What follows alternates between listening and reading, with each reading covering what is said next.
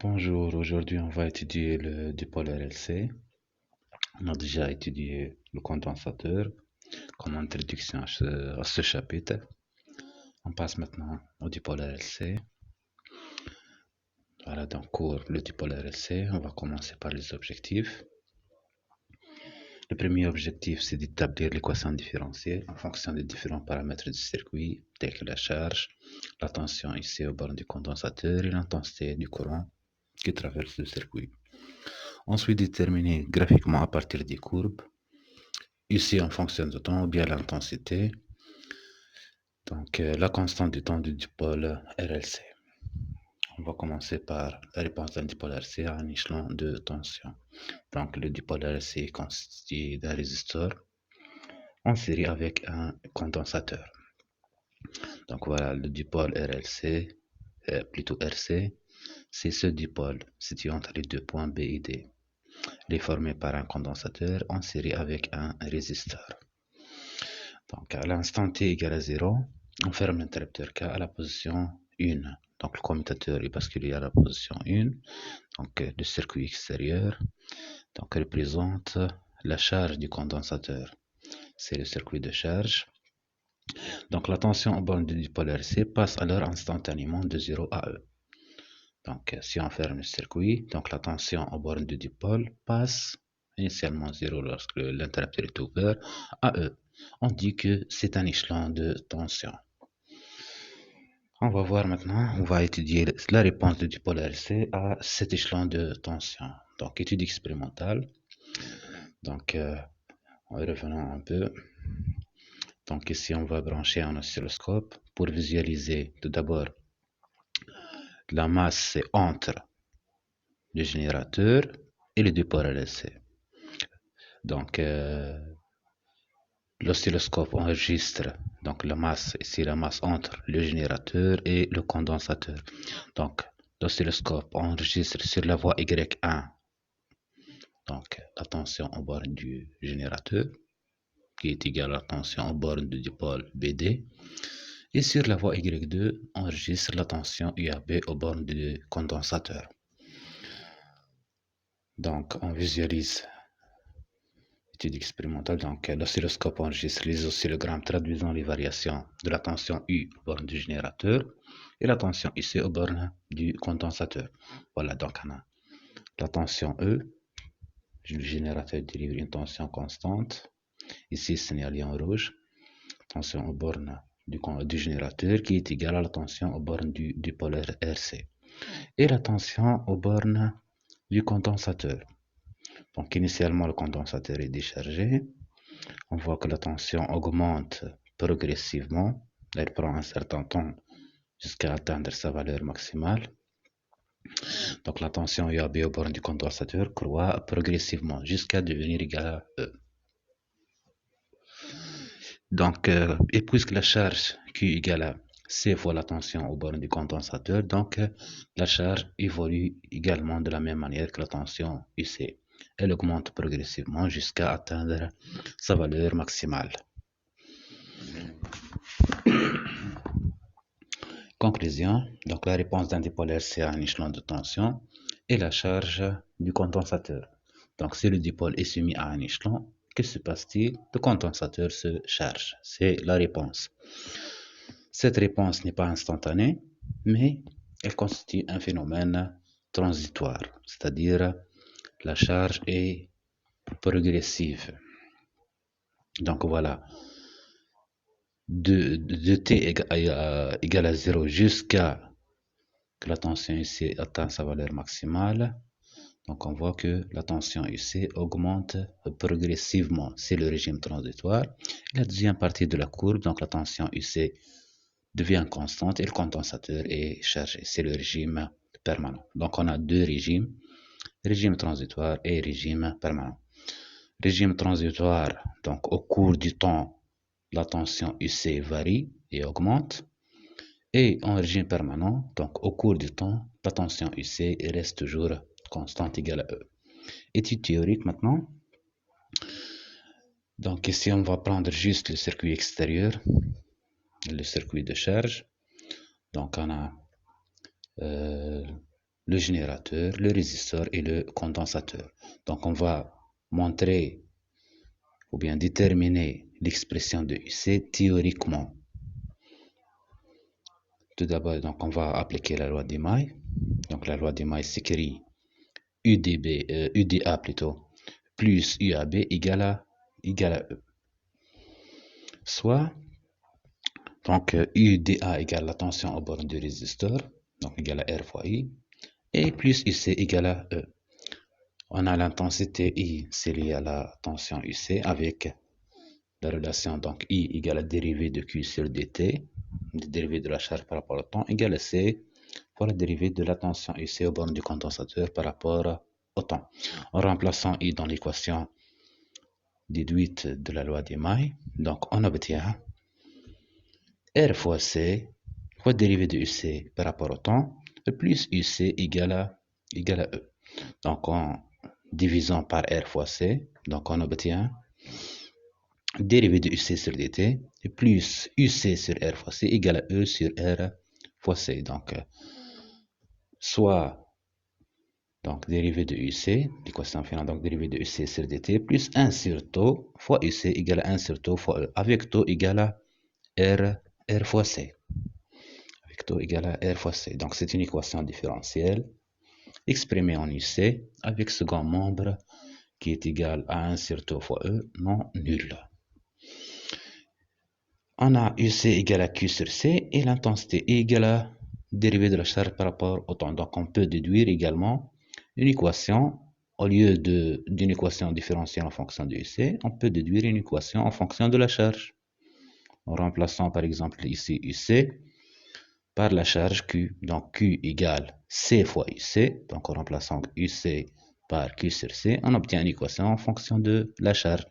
Ou bien en fonction de l'intensité.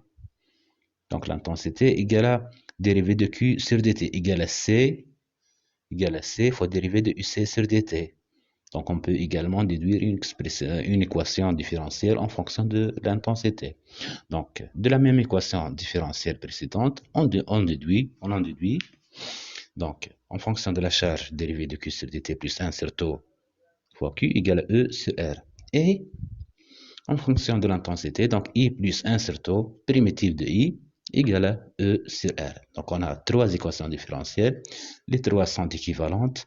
Juste la première en fonction de UC, deuxième en fonction de la charge et la troisième régit les variations de l'intensité. Donc on va prendre comme exemple la première équation. Donc pour déterminer l'expression de UC, donc on a l'équation différentielle, dérivée de la tension UC par rapport au temps, plus UC sur tau égale à E sur tau. Donc cette équation différentielle, c'est une équation de premier degré avec second membre non nul. Admis comme solution, donc UC égale à B et plus A exponentiellement alpha t, avec B, A et alpha des constantes à déterminer, en utilisant donc, la condition initiale et l'équation différentielle. Donc tout d'abord à t égale à 0, condensateur initialement déchargé, donc la tension UC à t égale à 0 égale à 0. Donc à t égale à 0, UC égale à 0. Et à partir de cette expression, AT égale à 0, UC égale à B plus A exponentielle 0. Exponentielle 0 égale à 1. Donc UC égale à B plus A. Donc on a A plus B égale à 0. Alors B égale à moins A. Donc on peut écrire tout d'abord, ou bien on remplace B par moins A. On obtient UC égale à A facteur de exponentiellement alpha t moins 1. On dérive cette expression. Donc, pour la remplacer dans l'équation différentielle, donc dérivée de UC par rapport au temps, égale donc moins alpha fois A exponentielle moins alpha t. Et on le remplace dans l'équation différentielle. La dérivée de UC par rapport au temps s'écrit donc moins alpha fois A exponentielle moins alpha t. En remplaçant de l'équation différentielle, on obtient dérivée de UC sur dt égale à moins alpha fois A exponentiellement alpha t plus 1 sur tau fois UC. Donc plus 1 sur tau fois A exponentielle facteur de exponentiellement alpha t moins 1 égale 1 sur E fois tau. Plutôt 1 sur tau fois E. Voilà, donc ensuite, on regroupe les termes qui renferment exponentielle, qui renferment comme variable le temps. Donc voilà, donc exponentielle moins alpha t, a exponentielle moins alpha t en facteur. Donc ce qui reste moins alpha plus 1 sur tau. Et ici il reste donc moins a sur tau égale E sur tau. Et on multiplie le tout par tau. Donc on obtient moins a plus 1 moins tau fois alpha. Le taux facteur de a exponentiellement alpha t égale E. On regroupe les termes constants et les termes variables. On obtient, voilà, donc on obtient 1 moins tau fois alpha exponentielle moins alpha t fois a égale à E plus a. Ici, donc, exponentielle moins alpha t donc, dépend du temps. Donc, on a un terme qui dépend du temps égal à un terme constant. E plus a, c'est constante. Alors, le premier égal à 0, donc c'est-à-dire l'exponentielle, c'est non nul, a non nul. Donc, 1 moins tau fois alpha égale à 0. Et E plus A égale à 0. Donc, en égalisant membre à membre, on obtient donc 1 moins alpha fois tau égale à 0 et E plus A égale à 0. Ce qui donne alpha égale à 1 sur tau, égale à 1 sur R fois C, et A égale à moins E. Voilà, donc alpha égale à 1 sur tau, on remplace ici alpha par 1 sur tau, et A égale à moins E, on remplace ici A par moins E. On obtient l'expression finale de UC. Alors UC égale A égale à moins E, donc le signe moins entre dans les parenthèses devient 1 moins exponentielle moins alpha t, et alpha égale à 1 sur tau. Donc on obtient finalement UC égale à E, facteur de 1 moins exponentielle moins alpha t.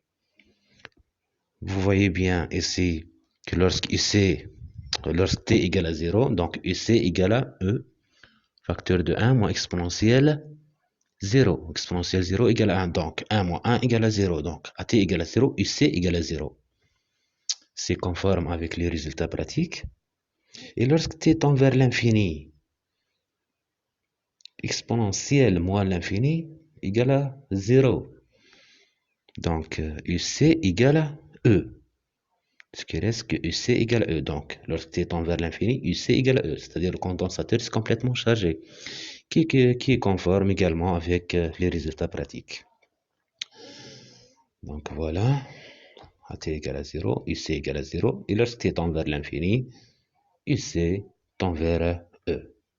Donc la courbe représentant les variations de UC.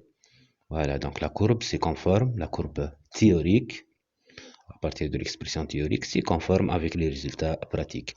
Donc la tension UC augmente progressivement jusqu'à atteindre une valeur finale E, puis devient constante. La courbe présente deux parties, partie transitoire, ou bien le régime transitoire, et une deuxième partie permanente. L'expression de la charge, donc on a la charge Q égale à C fois la tension UC, donc c'est juste on multiplie l'expression déduite de UC par le facteur C, donc on obtient l'expression de la charge, donc Q égale à Q0, avec Q0 égale à C fois E, facteur de 1 moins exponentiellement t sur tau. AT égale à 0. Donc, c'est de la même chose.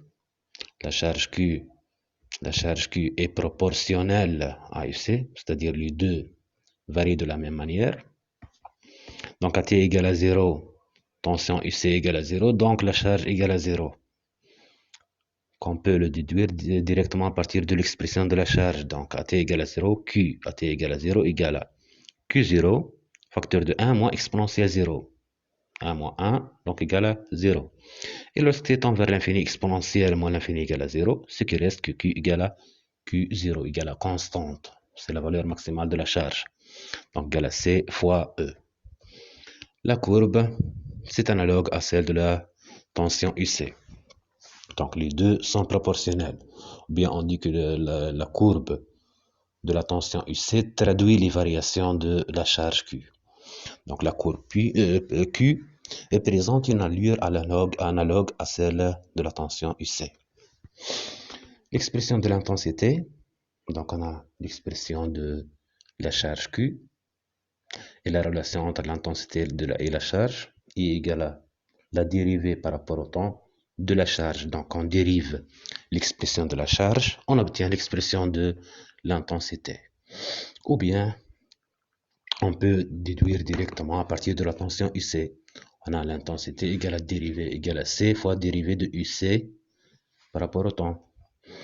Donc I égale à dérivée de Q sur dt. On dérive l'expression de la charge, on obtient l'expression de l'intensité. Donc la dérivée ici, dérivée de exponentielle moins t sur tau égale à moins 1 sur tau.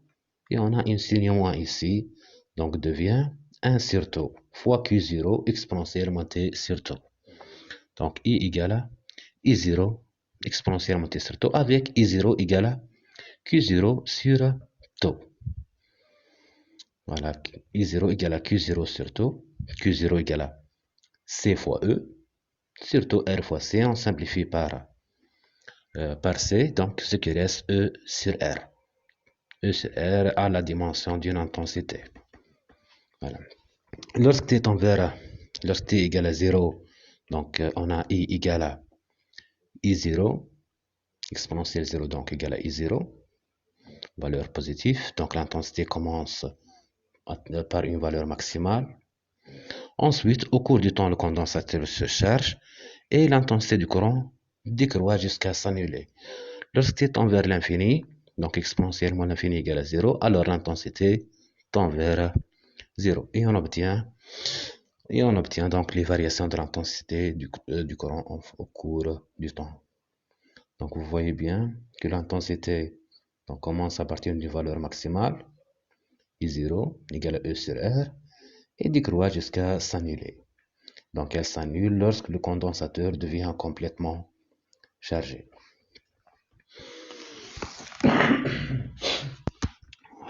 Ces résultats peuvent être déduits en utilisant un oscilloscope bicourbe qui représente simultanément les deux tensions, donc UC aux bornes du condensateur et UR aux bornes du résisteur. Donc la tension UC traduit les variations de la charge, puisque UC égale à Q sur C.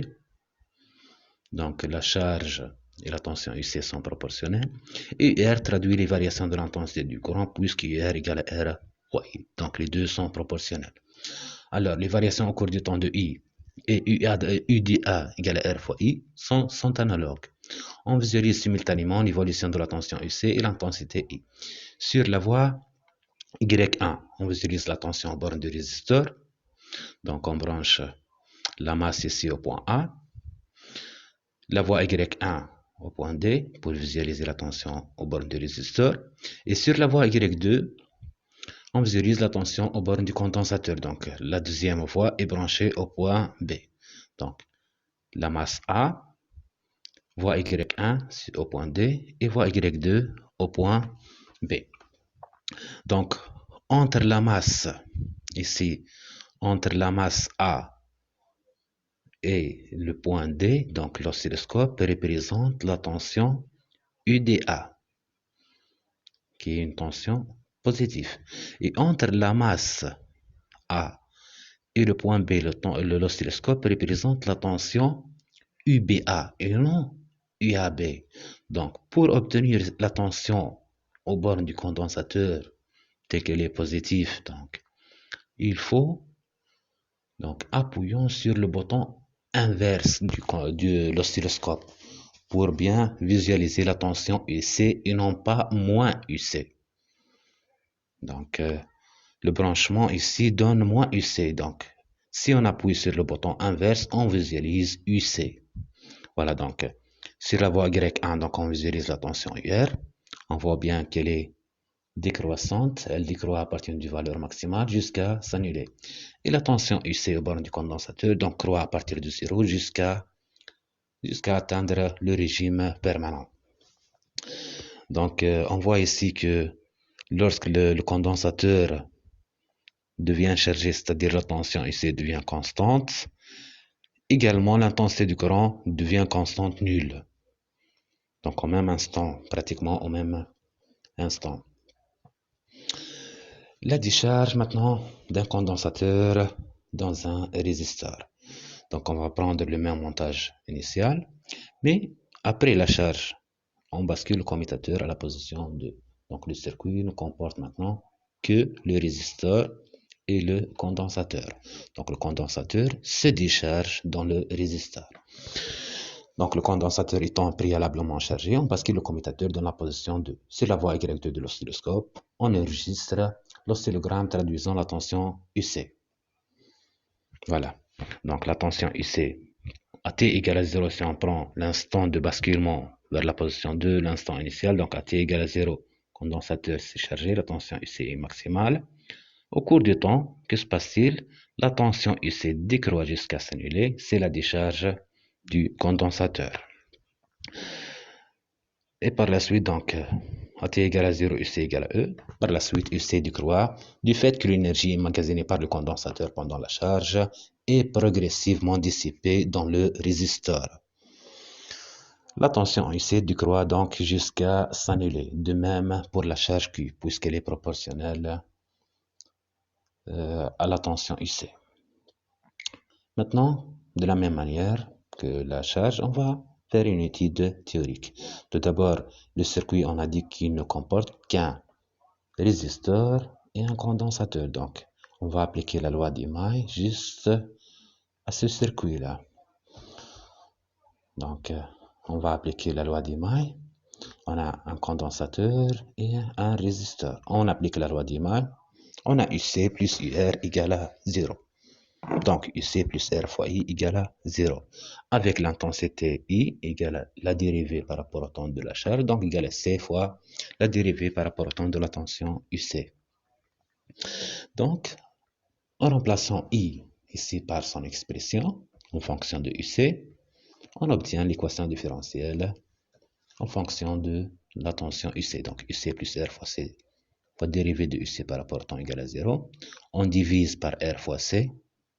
Donc, on obtient dérivée de UC sur dt plus UC sur R fois C égale à 0. Soit taux égale à R fois C. Donc, on obtient dérivée de UC plus 1 sur taux fois UC égale à 0.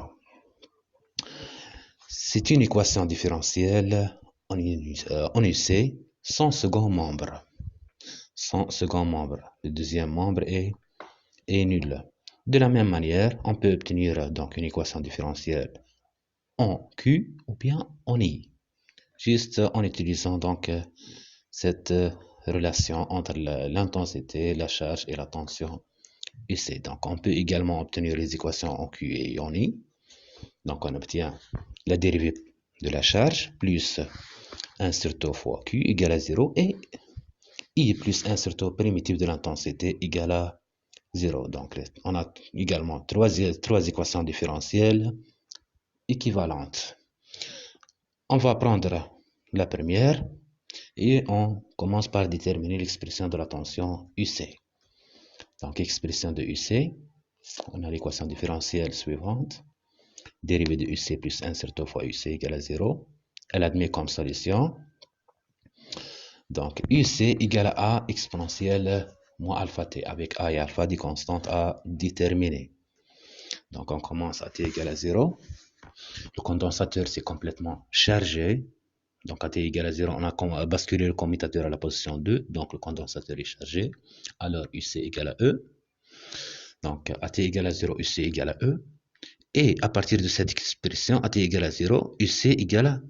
Donc, exponentielle 0, c'est 1. Donc, UC égale à A. UC égale à A et UC égale à E donne A égale à E. Donc, on a déterminé l'expression de A. C'est A égale à E. Donc, UC devient UC égale à E exponentiellement alpha t. Voilà. Donc, UC égale à E exponentiellement alpha t. On dérive cette expression et on la remplace dans l'équation différentielle.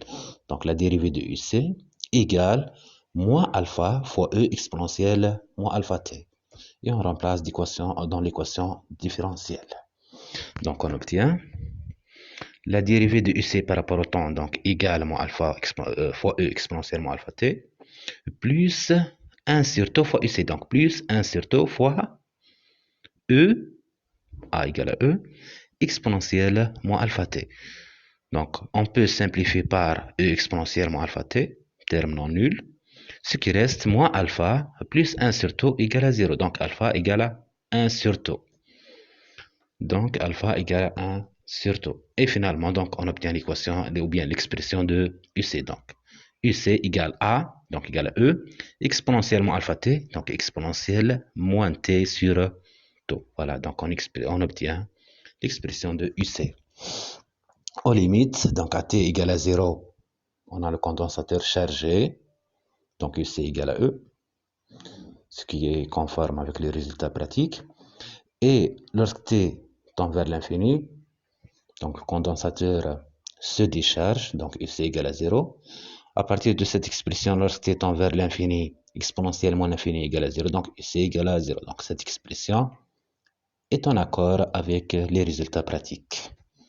Voilà, donc on visualise les courbes, plutôt la courbe de variation de la tension ici en fonction de temps. Donc la tension décroît jusqu'à s'annuler. Ensuite, on détermine également l'expression de la charge Q. Donc la charge Q égale à C fois UC, donc égale à C fois E exponentielle moins T sur tau. Ou bien on peut l'écrire C fois E égale à Q0, donc égale à Q0 exponentielle moins T sur tau. De la même manière, on obtient une courbe analogue à celle de la tension UC. Maintenant, l'expression de l'intensité.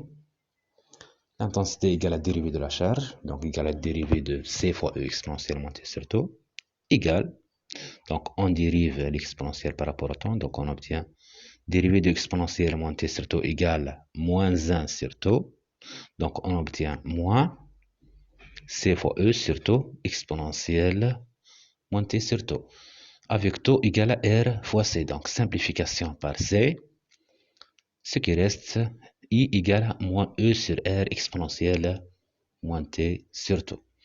Lorsque T égale à 0, I égale à moins E sur R, donc à T égale à 0, l'intensité du courant, on a dit dans le premier chapitre, le condensateur, que au cours de la décharge, donc l'intensité du courant change de signe. Donc elle commence par une valeur négative. Et lorsque T tend vers l'infini, exponentiellement l'infini égale à 0, donc l'intensité s'annule. L'intensité du courant s'annule, voilà. Et les variations au cours du temps, voilà. Donc, elle commence par une valeur négative, I0 égale à moins E sur R, et croît jusqu'à s'annuler. Donc, on peut visualiser également ces variations à l'aide d'un oscilloscope bicourbe. Donc, on visualise la tension UC qui traduit les variations de la charge, et la tension aux bornes du résisteur qui traduit les variations de l'intensité. Donc, on branche la masse entre le résisteur et le condensateur. Sur la voie Y1, on visualise la tension aux bornes du résisteur. Et sur la deuxième voie, on visualise la tension aux bornes du condensateur. Donc, on obtient le résultat suivant. Donc, voilà la tension aux bornes du résisteur. L'intensité du courant commence par une valeur négative et croît jusqu'à s'annuler. La tension aux bornes du condensateur donc, commence par E, condensateur initialement chargé, et se décharge progressivement jusqu'à s'annuler. Maintenant, on va parler de la durée de charge ou bien de décharge d'un condensateur. Donc, on a vu déjà que la charge ou bien la décharge prend un temps. C'est un régime transitoire. Donc, considérons le même montage du pôle RLC, donc RC plutôt en parallèle à un générateur avec un commutateur K à deux positions. Donc, on va commencer par l'influence de la résistance R sur la durée de charge ou bien de décharge. Comme exemple, on va prendre la charge, les courbes de charge. Donc, les mêmes résultats qu'on va l'obtenir donc pour la charge on peut les obtenir avec la décharge. Donc, pour la charge, on obtient donc, pour une valeur R, par exemple, égale à 100 ohms, on obtient la courbe rouge ici. Pour R égale à 200 ohms, courbe verte. Et R égale à 250, la courbe en noir. Donc, vous voyez bien que la durée de charge, donc voilà, donc, entre cet instant, ici, entre t égale à 0, jusqu'à ici, donc ça c'est la durée de charge pour la première résistance. La durée de charge jusqu'à ici pour la deuxième et pour la troisième plus grande.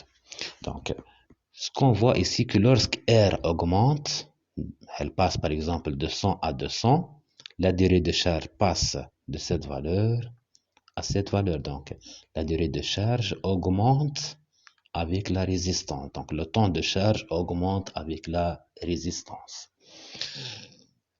De la même manière, donc, on va étudier l'influence de la capacité C sur la durée de charge. Donc, on prend une résistance constante et on varie à chaque fois la capacité du condensateur et on visualise les courbes de charge. Donc, on obtient les résultats suivants. Vous voyez bien également que ce sont des courbes analogues à la résistance. Donc, lorsque la capacité C passe de 1000 à 3000 microfarad, la durée de charge augmente. Donc, également, donc la durée de charge ou bien le temps de charge augmente avec la capacité. Donc, si on résume, donc on a le temps de charge augmente avec la résistance et augmente avec la capacité. Donc, le temps de charge proportionnel à la résistance est proportionnel à la capacité. Ou bien on dit que le temps de charge est proportionnel au produit R fois C. Donc, la constante du temps d'un dipôle. Donc, la durée de charge d'un condensateur est proportionnelle à R et à C, donc au produit R fois C. Ce produit est appelé constante du temps qu'on a déjà noté tôt. Donc, taux représente une durée. C'est la constante du temps du dipôle R fois C. Donc, taux égale à R fois C, c'est la constante du temps. La constante du temps taux est une grandeur caractéristique du dipôle RC. Elle est renseigne sur la rapidité avec laquelle s'établit la tension UC égale à E lors de la charge, ou bien la tension UC égale à 0 lors de la décharge. Donc, lorsque taux augmente, la durée de charge augmente, c'est-à-dire que le temps de charge, plutôt lorsque la constante du temps augmente, ça indique que la durée de charge augmente. La constante du temps diminue, c'est-à-dire R ou bien C diminue, donc c'est-à-dire que la durée de charge diminue.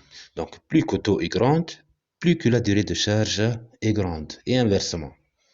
Alors donc, la charge et la décharge du condensateur sont d'autant plus rapides que la constante du temps taux est plus petite. La dimension de temps, du taux plutôt. On a dit que taux est une constante du temps, donc elle doit donc posséder la dimension d'un temps. On va montrer ça. Donc taux égale à R fois C.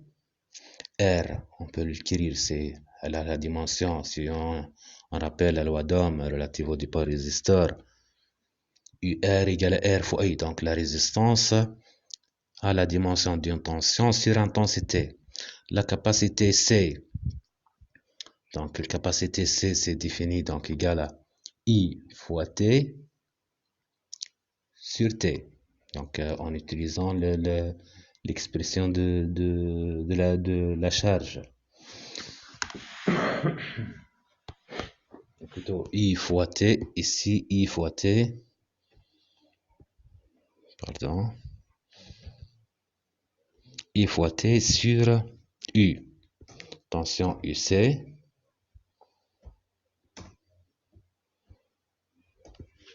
Voilà. Voilà. Donc, taux égale R fois C, plutôt la capacité C. On a donc capacité C, c'est lié à la à la tension UC.